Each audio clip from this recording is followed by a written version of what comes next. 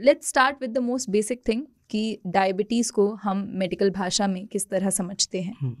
देखिए, डायबिटीज़ इसका मतलब हिंदी भाषा में शुगर का एक्सेस हो जाना अपने ब्लड में।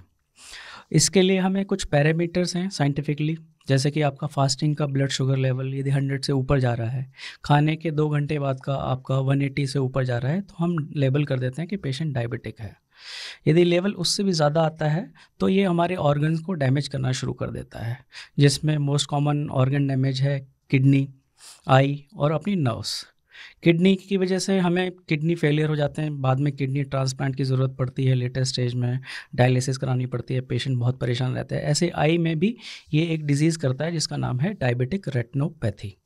ठीक अच्छा। है, इसमें इनिशियली हमें कुछ पता नहीं चलता, लेटर स्टेज में यदि इग्नोर्ड रहें it can lead to blindness also, हमें अंधापन की ओर भी ले जा सकता है। तीसरा एक नर्व्स पे इफेक्ट करता है जिसको हम न्यूरोपैथी बोलते हैं, जैसे कि अपना फ्रोजन शोल्डर्स हो गए, ठीक है, नसों में, हाथ पैरों की नसों में दर्द होना हो गया।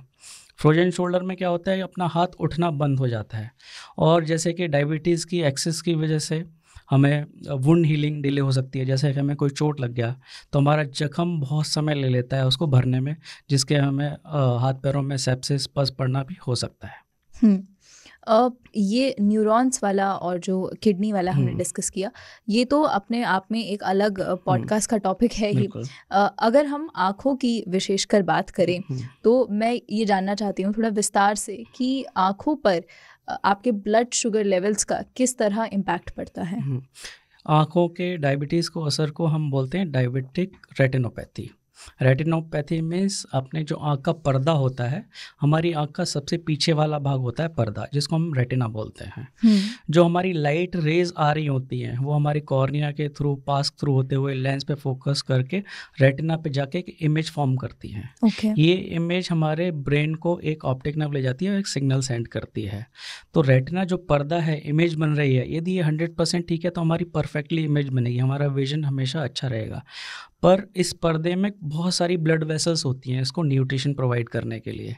तो डायबिटीज़ के केस में क्या होता है, जो ब्लड वेसल्स होती हैं इनकी ब्लॉकेज हो जाती है। अच्छा, ब्लॉकेज होने की वजह से इसमें जो न्यूट्रिशनल वैल्यू पहुंचा रही है, राइट, शुगर की एक्सिस की वजह से जो हमारी ब्लड वेसल्स होती है रेटिना में, उनकी ब्लॉकेज हो जाती है। ठीक है, जिसके कारण हमारी ऑक्सीजन नहीं मिल पाती हमारी रेटिना को। अच्छा, तो रेटिना हमारे ब्रेन को सिग्नल भेजता है कि हमारे रेटिना में ऑक्सीजन की कमी हो गई है। तो ऑक्सीजन की सप्लाई को बढ़ाने के लिए क्या करता है अपना ब्रेन, कुछ एंडोथेलियल ग्रोथ फैक्टर्स रिलीज करता है। ये क्या होते हैं? ये होते हैं वेस्कुलर एंडोथेलियल ग्रोथ फैक्टर्स, मतलब कि ऑक्सीजन की कमी हो गई है तो हमारे रेटिना में और नई ब्लड वेसल्स बने ताकि हमारी जो ऑक्सीजन की कमी हो गई है उसको पूरा करें। अच्छा, मतलब ये एक तरह से वो कोशिश कर रहा है कॉम्पनसेटरी मैकेनिज्म, हाँ, कंपनसेट कर रहा है कि अगर आपके पास पूरी तरह से ऑक्सीजन नहीं पहुंच पा रही है तो हम आपको थोड़े से और पाथवेज बना के दे देते हैं जिससे पहुंचे।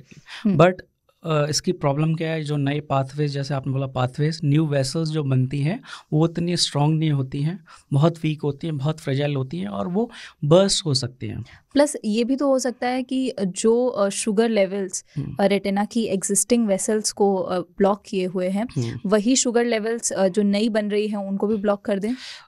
देखिए, उसकी तो कंडीशन बाद में आती है। जो नई वेसल्स होती हैं बहुत ही फ्रेजाइल, बहुत ही पतली होती हैं, बहुत ही कमज़ोर होती हैं, वो तुरंत बर्स्ट हो जाती हैं। इनिशियली अपने आप में ही बहुत वीक है, बहुत वीक होती हैं, बर्स्ट हो जाती हैं, उनमें से ब्लड लीक हो जाता है, जो कि हमारे रेटिना को डैमेज करने का एक मेन रीज़न है।